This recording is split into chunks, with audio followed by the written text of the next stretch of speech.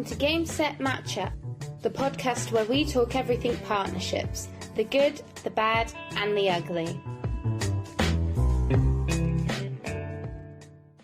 Welcome to Game Set Matchup, the podcast where we discuss all things partnerships. Brought to you live here from Money20 in Amsterdam. I'm your host, Greg Watts, and I'm joined today by my co-host, Jenny James, our Chief Operating Officer from Finder. Please welcome our guest today, Keily Blair, Chief Strategy and Operations Officer from OnlyFans. Keily, hello and welcome. Hi, Greg. Hi, Jenny. Thanks very much for having me. Well, thank you for joining us. How are you finding Money20 so far? It's great, actually. I had an opportunity yesterday to walk the floor a little bit, see some of the new technologies that are available, meet some of our banking partners and our payment partners, and just overall a really good experience so far. It's huge, is what I would say. Yeah, it's massive. Well, look, let's start off with some intros, if we may. Can you tell our listeners a little bit more about who you are, your background, and your role at OnlyFans? Sure, no problem. So I'm Keily Blair. I'm Chief Strategy and Operations Officer at OnlyFans. The most relevant part of my role to this is probably the strategy side, right? So where we're thinking about who do we partner with, why do we partner with them, and how does that further our business objectives? So that's the hat I'm wearing today. Mm-hmm. And then speaking about the strategy element of your role, what interested you in taking on a role that partnerships, is such a large part of and forming that strategy? Where from your previous career or aspirations has kind of led you to this point? Yeah, so I always say I have had a strange journey to the job and role I'm in now because I was a partner at a law firm beforehand.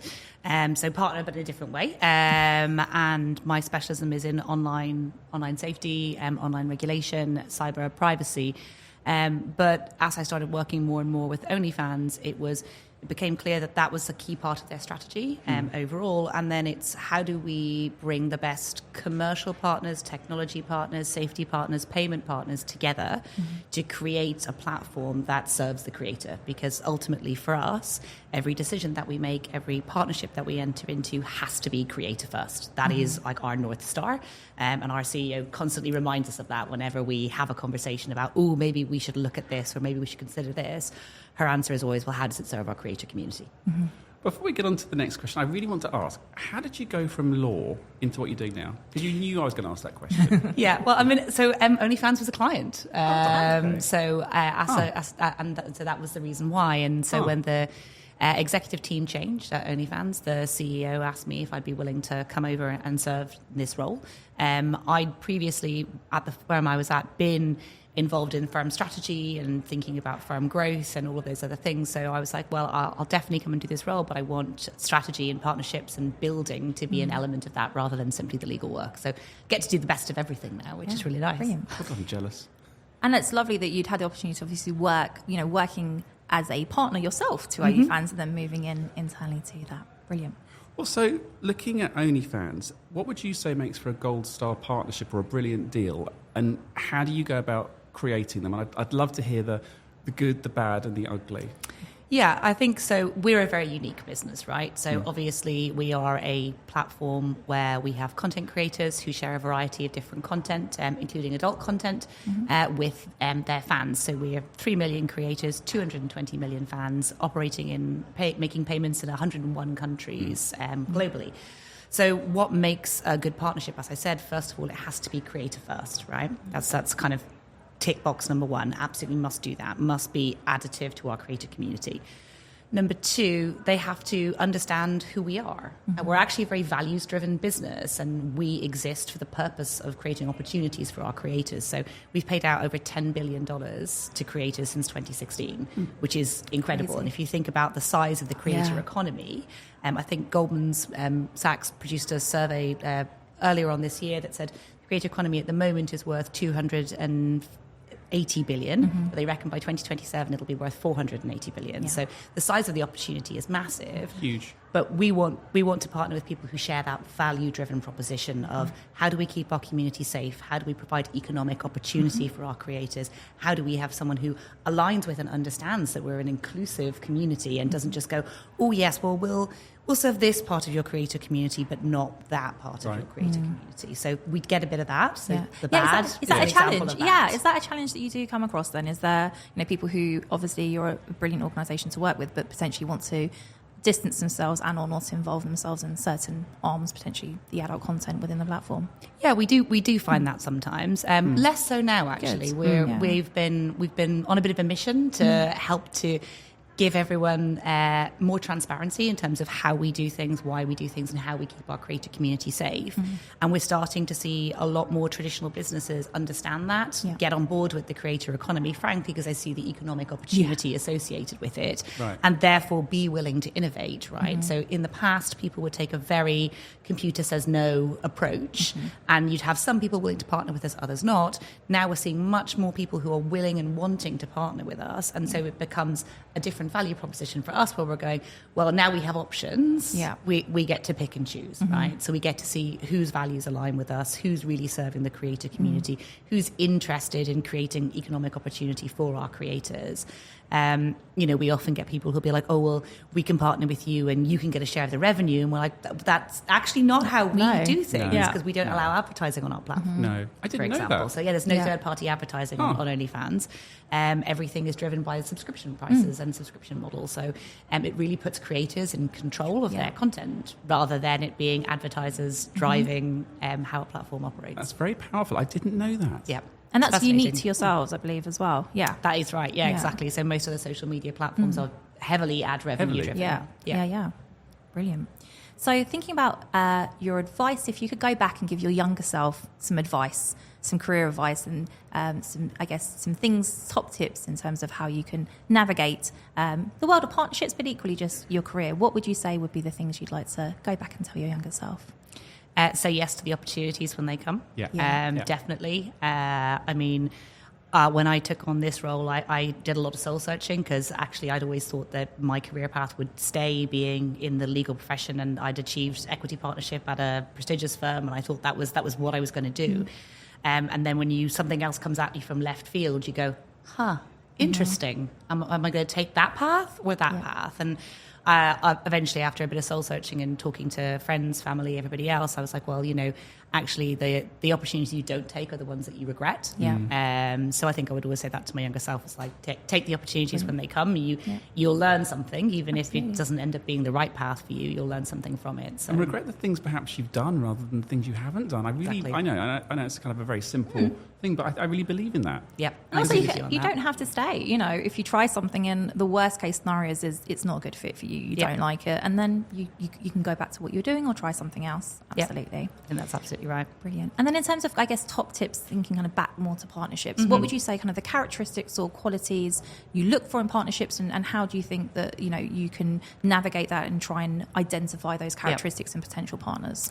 So we talked about this beforehand, right, in terms of the thinking about the podcast, and I've been mulling it over, and I think the thing for me is don't come and suggest a cookie cutter solution to me. I love that. Right? So that there's lots of people who have conversations with me, they'll be like, oh, we know you do identity verification, so we do identity verification, so you must partner with us. And I'm like, well, we already have somebody doing that with us at the moment. So what do you do that's different? What's the value proposition to me? Is it going to be faster, better, more secure, cheaper? But how do you know that? Have you tested your hypothesis before we have the conversation, right?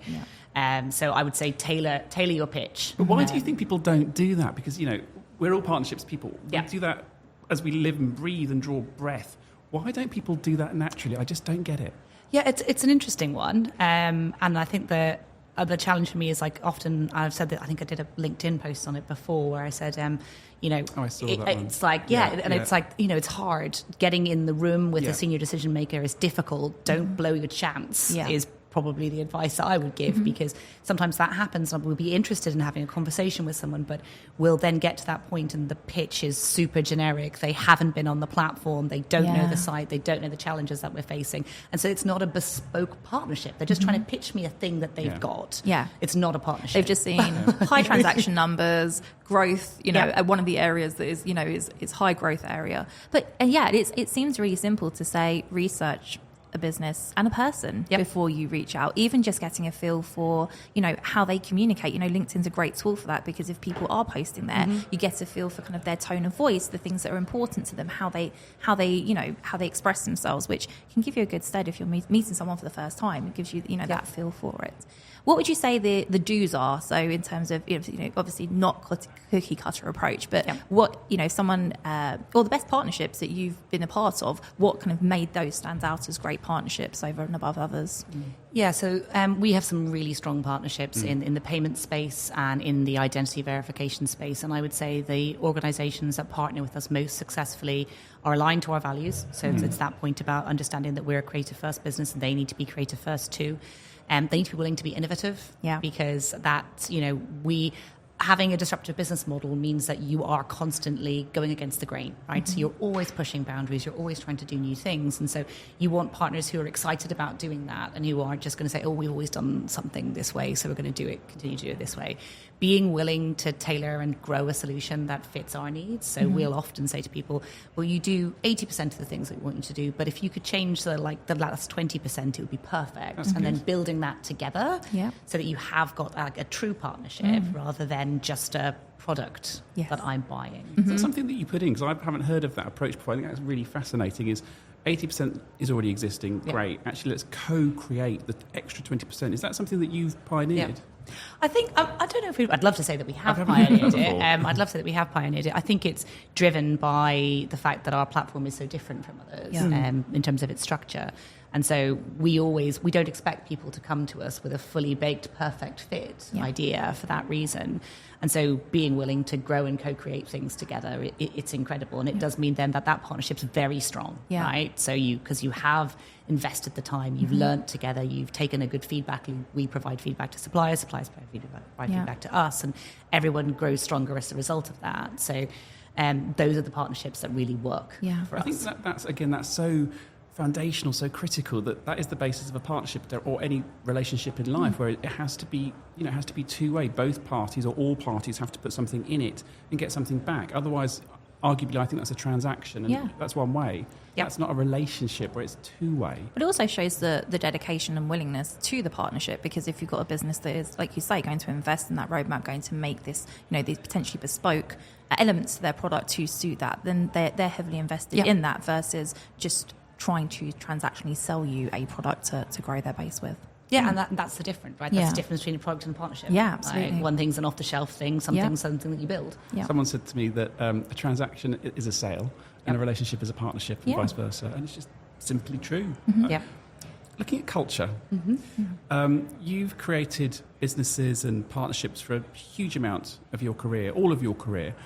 How do you go about creating winning cultures and high-performing teams, and how do you align everyone behind your vision? I'd love to hear a bit more about that. So there's a phrase called the strategic corporal. Do you know that phrase? It basically means that everybody in the business should be able to tell you what the company's mission is and how they are part of achieving that, right? So in terms of growing a high-performing team and a high-performing culture, for me, it's about everybody in the team knowing what we're all pushing towards, everybody understanding their critical part in that mission, and everyone being strategic. Right, so that's the thing. Strategy is part of everybody's role in the business, and we deliberately hire.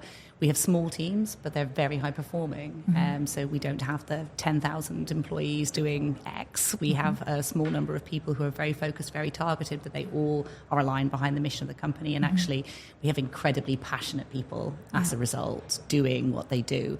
And again, that's because people get behind the creator community. For us. And because of our revenue sharing model, so creators retain 80% of any payments that are made on the platform, we retain 20%. And so for every $1 that we make, creators make $4. So again, people who understand that value proposition, who understand that content in and of itself has value, that it's not ad driven, that we want to give freedom of expression to our creators, so we want to create a safe community for them. All of those things, you get people who are very mission driven, which is great. Right? That's what you want. You want people who, very few people will be like, I sort of accidentally ended up working at OnlyFans. Like, it's a choice. And do you find with the smaller teams that people are more empowered, and therefore actually the speed, sometimes I think the perception is that more people means more output, but actually a smaller team who then who are more empowered, like you say, have a strategic approach regardless of seniority in the business, but equally there's just less people to coordinate through, in my opinion, gets things done quicker. Is that something that you've found to hold true? Absolutely. Yeah. I mean, I could not agree more. I've been in organisations before where there's a meeting about a meeting about a meeting, and the pre-planning stages and the committees and everything takes so long to do. Yeah. Whereas for us, we have a we've got a 4-person executive team, and we're empowered to make decisions quickly. Like things happen, so we'll get feedback or something. We'll trial a new project. We'll provide feedback to a supplier, and we'll have something embedded within a week. Yeah. I remember we were talking to a new technology supplier, and they were like, "Oh, well, typically we say it's about 4 to 5 months to implementation." We were like, "We'll have it done in 4 weeks." There's no way our dev team are going to sit on that for 6 months, because that's just not the way they operate. So we do like to move fast, and we do like to make changes, and that's great, and it's a fun environment to be in for that reason. How do your for that particular partner who quoted the 4 to 5 months, they must have taken a bit of a breath. Yeah. And so how did they respond to that? And how did partners generally respond to that pace, which is refreshing, quite frankly? It depends, and actually that's some of the times when relationships fall off is when people can't match the pace. We had one supplier that just took a really long time to make the necessary changes in the product that we'd all agreed were going to happen, and they were like, "Oh, well, we're going to put off the dev time. It's going to look like this, and then we need to change the privacy notice, and then we need to do this." And we were like, "Just get on with it. Let's move it on. We need to get this done." Yeah. And so as a result, they fell down in terms of our supplier relationships, and now we've replaced them with somebody else. And so again, it's that thing of you've got to find the right match for you. Some companies want a 4-month, 5-month development window. We'd be like, we've done with that idea now. We've moved on to something else. Can you hurry up? Yeah, but also being agile, and to your point, the ability of having a small team, trying something, and if it's not quite right, rolling it back. In that agile environment, you haven't got you can, if you're spending that much time to get it to market, then it's going to be a much larger investment in time if you do choose to scale it back than if you'd been able to implement it quite quickly and move on. Definitely. Brilliant. So we've talked about how OnlyFans, you guys do things a little differently, and make sure obviously it's always content creator first. In terms of just the partnership space or at OnlyFans, what do you think the future holds? Do you see any trends emerging, or any ways that things are going to operate differently within partnerships? Yeah, I mean, so we are working a lot more with individual creators as well. So we've started doing some partnerships in sports in particular. So actually, one of the people joining me on stage later on is a mountain biker, Lewis Buchanan, and so we've been working with him, and we've been helping him also to create like bespoke merchandise as well. So one of the other things that we've done as well recently is we've partnered with Spring to have their API integrated as part of OnlyFans to enable our creators to create their own merch. Yeah. Right. So if you want to, so Louise, our other content creator, wants to sell like T-shirts with her face on it, she can do that. That's the thing. And so again, empowering our creators to do that. Yeah, and additional revenue streams for the creators to continue to grow and not losing out the bulk of the revenue as they should, and through doing that. Fabulous. So yeah, I would say more things that are focused on solving the problems for the creator economy is where I would love to see partnerships go. So it's kind of my call to action for everybody here in the building when we talk at Money 2020 is, have you thought about what the next phase of the economy looks like? Because it's not going to be people working 9-to-5 jobs in one thing for the rest of their lives. And we all know that. But are we innovating our financial products, our advice, our roadmap to really reflect what the economy is going to look like going forward? Yeah, and actually the traditional approach is, it's a very good point, because we all know that that's not going to be how it's set, but how much are we doing about the fact that it's not going to be like that? And we've already evolved out of it, a lot since COVID in terms of just traditional working, and it's only moving that way more forward. Yeah. Just on that, I'm really curious. This is kind of slightly off script. I know. I thought you did. So you were here last year, and you gave a fabulous address and keynote piece on the main stage, talking about OnlyFans and all.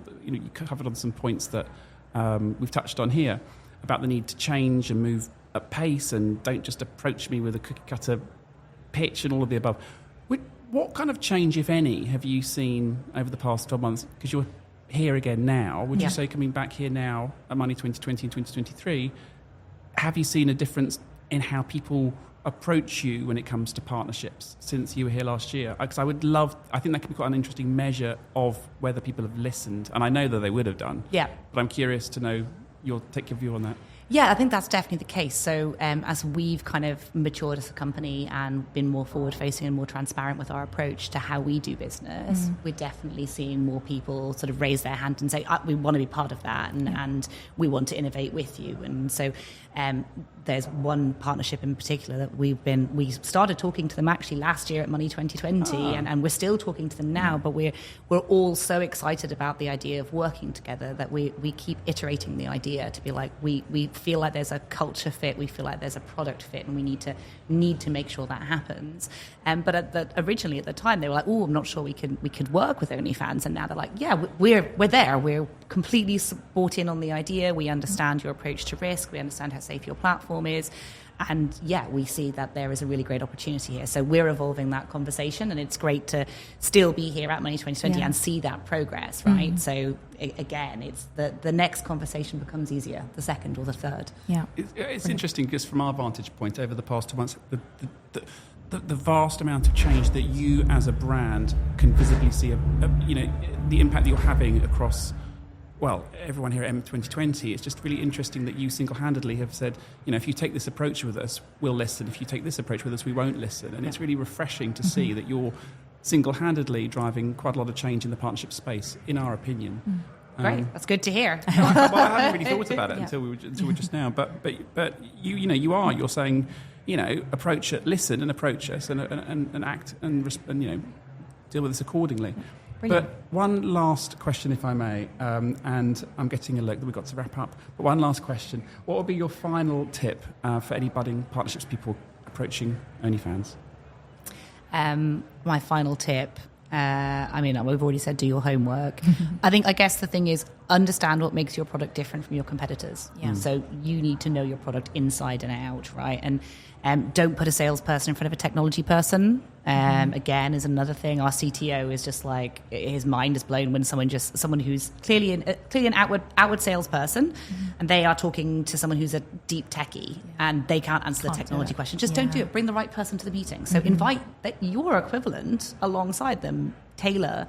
Again, it's that point. Tailor the pitch, tailor the team, tailor the conversation so that it's meaningful and you're not wasting anyone's time. Because it's also, not only that, it's actually a massive waste of the potential partner's time too, because you're not going to get the partnership out of it, right? So you've wasted your time, you've wasted our time, and no good comes of it. Yeah. So and you're kind of going, well, if you'd spent more time but done less, you probably would have been had less surface level meetings, more deep meetings. Probably be a better way to spend your time.